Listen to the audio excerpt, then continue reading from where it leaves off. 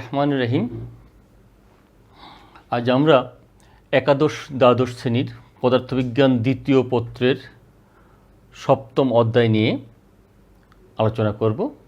সপ্তম অধ্যায়ের শিরোনাম হলো ভৌত আলোক বিজ্ঞান, ফিজিক্যাল অপটিক্স। ভৌত আলোক বিজ্ঞান নিয়ে আলোচনা করতে গেলে প্রথমে আমাদের যেটা আসে, আসলে আলোকটা কি, আলোর বৈশিষ্ট্যগুলি বর্ণনা করতে গিয়ে বিভিন্ন বিজ্ঞানী আলোকে বিভিন্ন রকম তত্ত্ব উপস্থাপন করেছেন। তার মধ্যে উল্লেখযোগ্য 4টা তত্ত্ব হলো আলো কণা তত্ত্ব, আলোর তরঙ্গ তত্ত্ব, তাড়িত চুম্বক তত্ত্ব ও কোয়ান্টাম তত্ত্ব। কণা তত্ত্বটা মূলত বিজ্ঞানী নিউটন দিয়েছেন। উনি বলছেন কোনো উজ্জ্বল বস্তু থেকে যখন আলোকরশ্মি যায় তখন আলো কণা হিসাবে ঝাঁকে ঝাঁকে কণা হিসাবে নিঃসৃত হয়, এবং এই কণাগুলি যখন আমাদের চোখে এসে পড়ে তখন আমরা সেই বস্তুটাকে দেখতে পাই।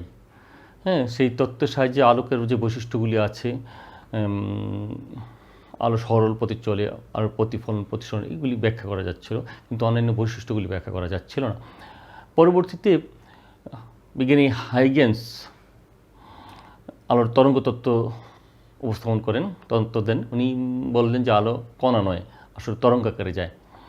হ্যাঁ, তা আমরা তো জানি তরঙ্গ আকারে যখন যায়, উনি বলছেন যে এই মহাবিশ্বে এক ধরনের মাধ্যম আছে যেটাকে ইথার নামক মাধ্যমের, অলিক এক মাধ্যমের কল্পনা উনি করেন, যে অলিকের ওই মাধ্যমটার স্থিতিস্থাপকতা খুব বেশি, ঘনত্ব খুব কম। এই মাধ্যমের উপর ভিত্তি করে আলো তরঙ্গ আকারে এক জায়গা থেকে আরেক জায়গায় যায়। এর মধ্যে আমরা আসলে তরঙ্গ জানি, তরঙ্গ হচ্ছে এক ধরনের আন্দোলন, যে আন্দোলন জনমাধ্যমের মধ্যে দিয়ে এক স্থান থেকে অন্য স্থানে শক্তি ও তথ্য সঞ্চালিত করে তাকে তরঙ্গ বলা হয়। সেখানে নিরবিচ্ছিন্ন মাধ্যমের প্রয়োজন হয়। তো সেই মাধ্যমটাতে, সেই তরঙ্গটাতে আমরা দেখি পানির ঢেউ, আমরা যদি দেখি তরঙ্গ যে এরকম তরঙ্গ আকারে যায়। হ্যাঁ, এখন এই তরঙ্গের ক্ষেত্রে উনি যে তত্ত্ব দিয়েছেন সেই তত্ত্ব অনুসারে আমাদের এখানে ওনার এই তত্ত্বের সাহায্যে আলোর রজ্জুগতি, প্রতিফলন, প্রতিসরণ, ব্যতিচার, অপবর্তন ব্যাখ্যা করা গেলেও আলোর সমবর্তন ও আলোক তড়িৎ ক্রিয়া, এই বৈশিষ্ট্যগুলি ব্যাখ্যা করা যাচ্ছিল না। পরবর্তীতে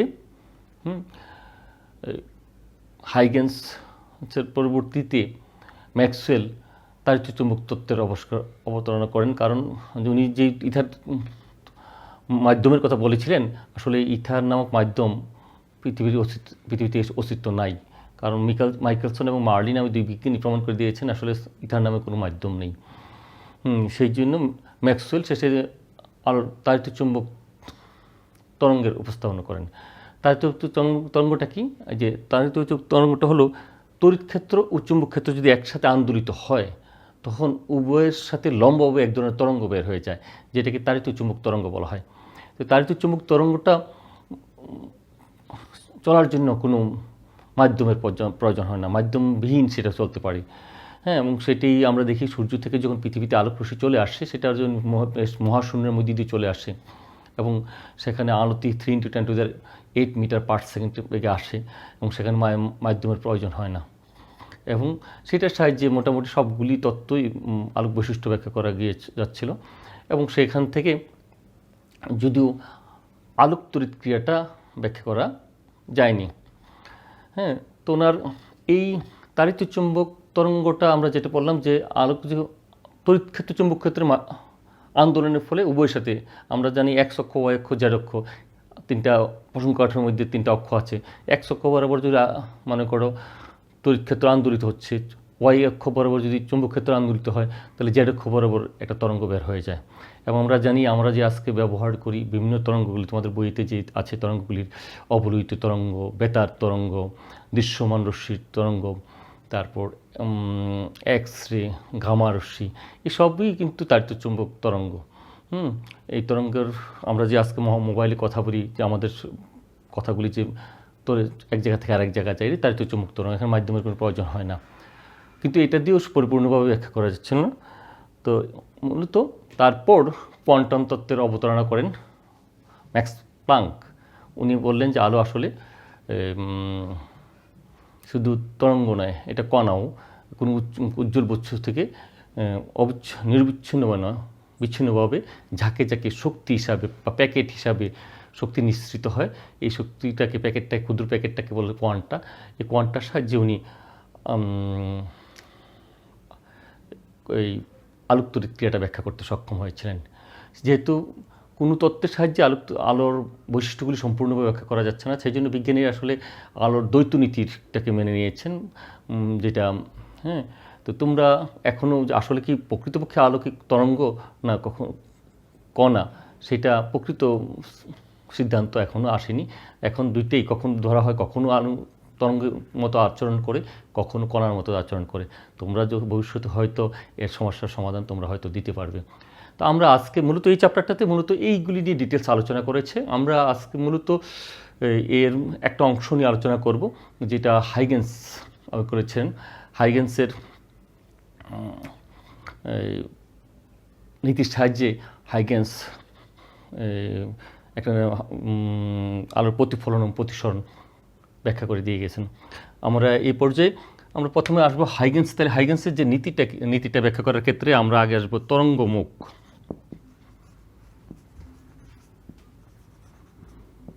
তরঙ্গমুখ কি?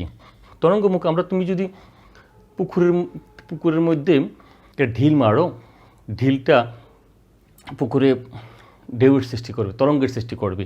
এই তরঙ্গটা প্রথমে যদি তুমি এই জায়গায় একটা ঢিল মারো, তো ঢিলটা কারণে ঢেউটা এই তরঙ্গ আকারে, ঢেউকে আমরা আসলে তরঙ্গ বলতে না, তো এই তরঙ্গ আকারে সামনের দিকে যাবে। তো ঢেউটা কিন্তু একদিকে যায় না, চারিদিকে ছড়িয়ে পড়ে এরকম। তো আমরা যদি এইরকম ছড়িয়ে পড়ে আস্তে আস্তে চারিদিকে ছড়িয়ে পড়ে, তো তরঙ্গের যে কোনো মুহূর্তে এই যে তরঙ্গটা এইভাবে যাচ্ছে মনে করো, একবার যে নিচে একবার উপরে যাচ্ছে, এইভাবে যাচ্ছিল। তো এই তরঙ্গ মুখটা হলো তরঙ্গের উপরস্থ সমদশা সম্পন্ন কণাগুলোর গতিপথকে আমরা বলি কি? তরঙ্গমুখ। তরঙ্গের উপরস্থ এই তরঙ্গটা, এই ঢেউটা সব দিকে যখন তরঙ্গ সৃষ্টি করবে, তখন এই জায়গার সবটাতে তরঙ্গ সৃষ্টি করবে, এবং এই জায়গার সবগুলি কণা মিলে যে তরঙ্গটা সৃষ্টি করেছে সেটাকে আসলে বলা হয় তরঙ্গের মুখ। তরঙ্গের উপরস্থ সমদশা সম্পন্ন কণাগুলোর গতিপথকে তরঙ্গমুখ বলা হয়। এখন আসলে হাইগেন্সের নীতিটা, যেটা আমরা যদি দেখি,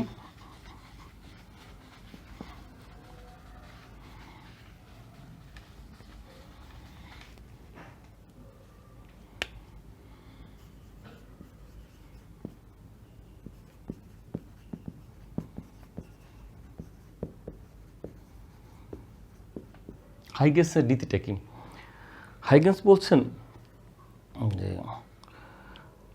কোনো তরঙ্গমুখের প্রত্যেকটি কণা একটা গৌণ তরঙ্গ হিসেবে কাজ করে। যে কোনো তরঙ্গমুখের প্রত্যেকটা কণা একটা গৌণ তরঙ্গ উৎস হিসাবে কাজ করে। কথাটা যদি আমরা বিশ্লেষণ করতে এমন করি, তাহলে দেখা যাবে, মনে করে একটা উৎস, আলোক উৎস, এখান থেকে আলোক রশ্মি যাচ্ছে, তো চারিদিকেই যাচ্ছে। আমরা যদি এই দিকটা ক্যালকুলেট করি, যে কোনো মুহূর্তে এই জায়গায় আসলো, এই জায়গায় আসলে এই প্রত্যেকটা বিন্দু বলছে যে এখানে প্রত্যেকটা বিন্দু একটা নতুন তরঙ্গমুখ, অর্থাৎ নতুন একটা উৎস হিসেবে কাজ করবে। এখন সেখান থেকে যখন আবার তরঙ্গগুলি বের হয়ে যাবে, বলছে যে প্রত্যেকটা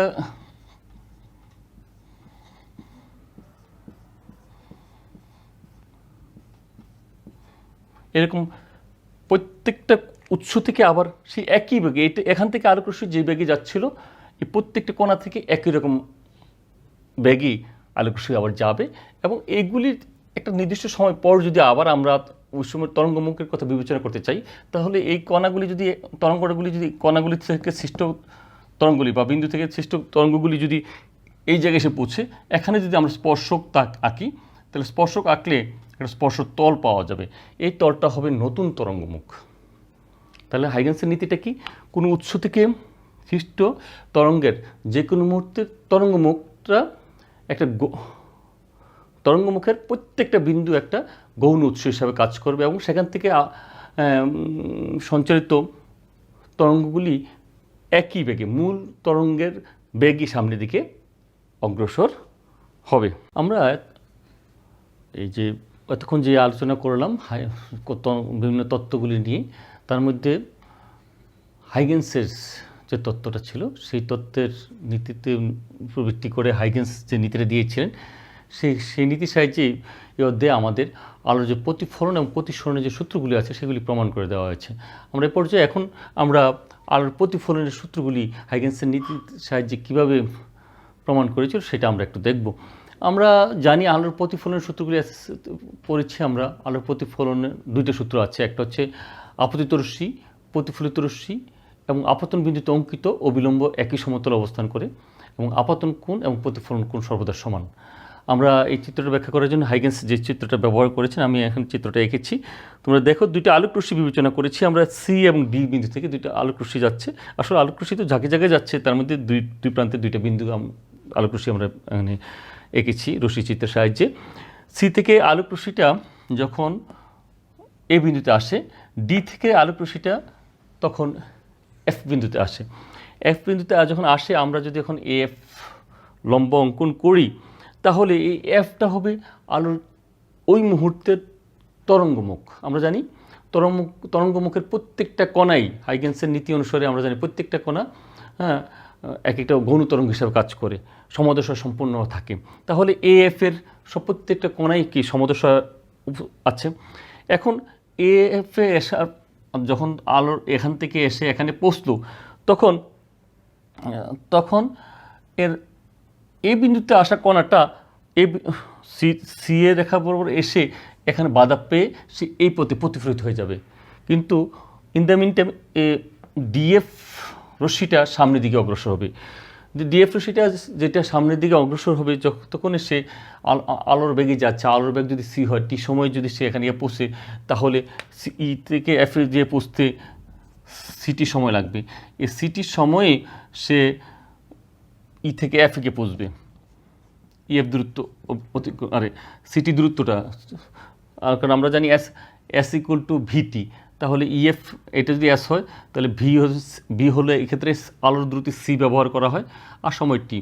তো এটা সমান ব্যাসার্ধ নিয়ে যদি আমরা একটা বৃত্ত চাপ আঁকি, এই জায়গায় এবি বৃত্ত চাপ আঁকি এবং পরবর্তীতে ইএফ ইবি স্পর্শক যদি আঁকা হয় বি বিন্দুতে, তাহলে এই ইবিটা হবে এ এফ এর নতুন তরঙ্গমুখ। কথাটা তোমরা বুঝতে পারছো কিনা একটু খেয়াল করো। এই তরঙ্গমুখটা ছিল এখানে, মানে সবগুলো আলোক রশ্মি সব কণা এই জায়গায় একটা মুহূর্তে এসে উপস্থিত হয়।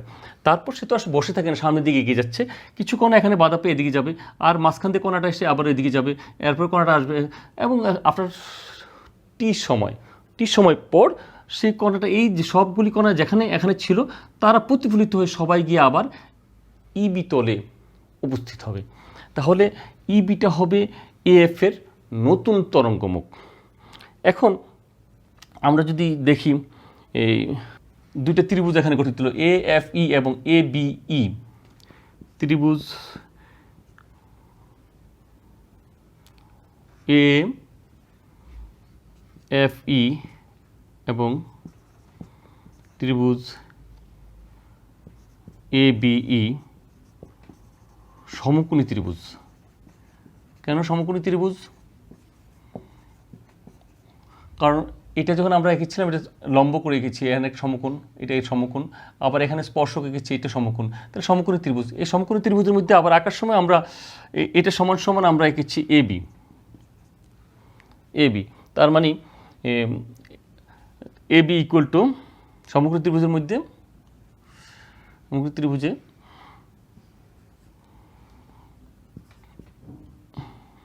এফ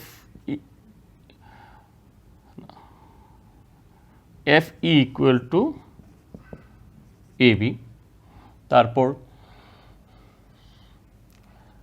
এই সাধারণ বাহু,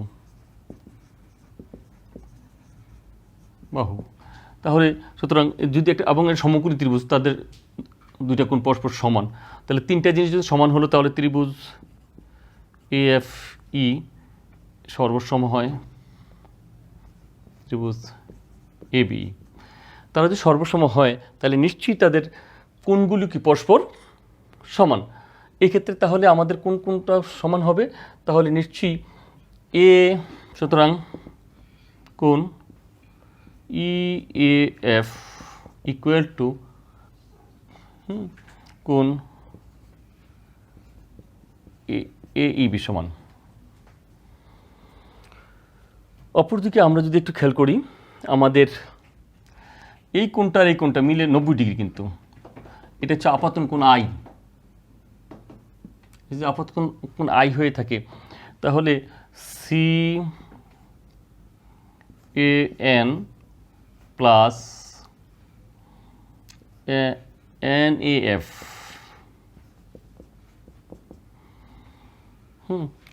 এই দুটো মিলে এক সমকোণ, কারণ যেহেতু এটা লম্ব, AFটা লম্ব, এক সমকোণ যদি হয়ে থাকে। অপরদিকে এটা EAF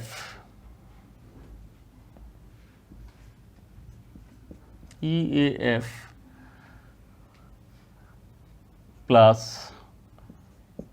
NAF এক সমকোণ।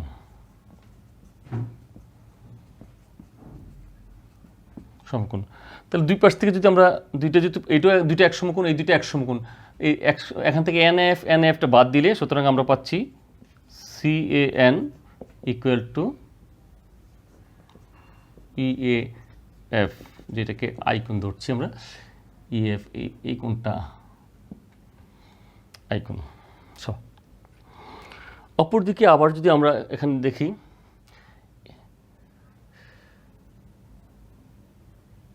BAN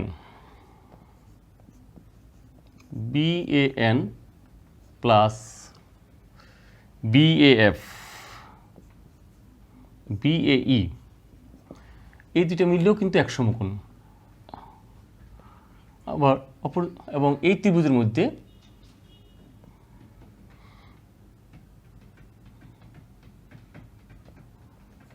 AEB plus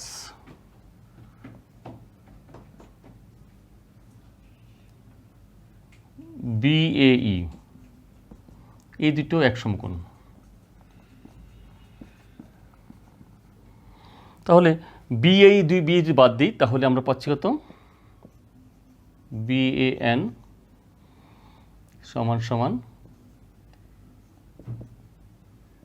AEB। এদিকে আমরা BANটা কিন্তু আর, এটা যদি আই হয় এটা হলো আর আপাতন কোণ, এটা হলো প্রতিফলন কোণ। তাহলে BARটা যদি দেওয়া হয় তাহলে BAN আর AEB কি পরস্পর সমান, তাহলে এটাও কি হয়ে যাচ্ছে? আর হয়ে যাচ্ছে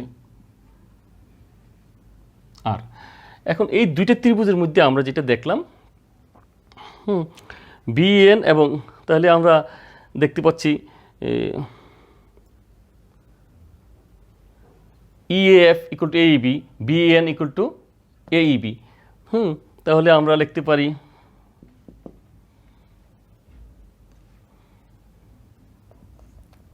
EAF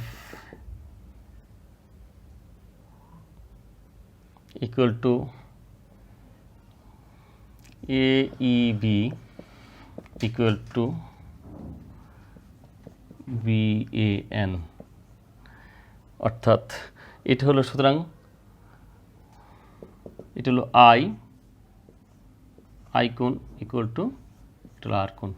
তার মানে আপাতন কোণ ও প্রতিফলন কোণ সমান, অর্থাৎ আপাতন কোণ প্রতিফলন কোণ যেহেতু সমান হয়ে গেল, হ্যাঁ, আপাতন কোণ প্রতিফলন কোণ সমান, ঠিক অপরদিকে তাহলে একটা পথ প্রমাণ হয়ে গেল।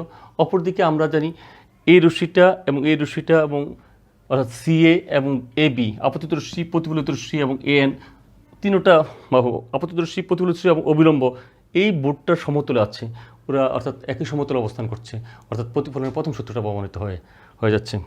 তাহলে এ থেকে আমরা প্রতিফলনের সূত্রটা প্রমাণ করতে পারি, অর্থাৎ হাইগেন্সের সূত্র ব্যবহার করে আলোর প্রতিফলনের সূত্রটা ব্যবহার করা যায়, ঠিক তেমনিভাবে প্রতিসরণের সূত্রগুলিও প্রমাণ করা যায়। আশা করি তোমরা বুঝতে পেরেছো। আজ এই পর্যন্তই। ধন্যবাদ সবাইকে।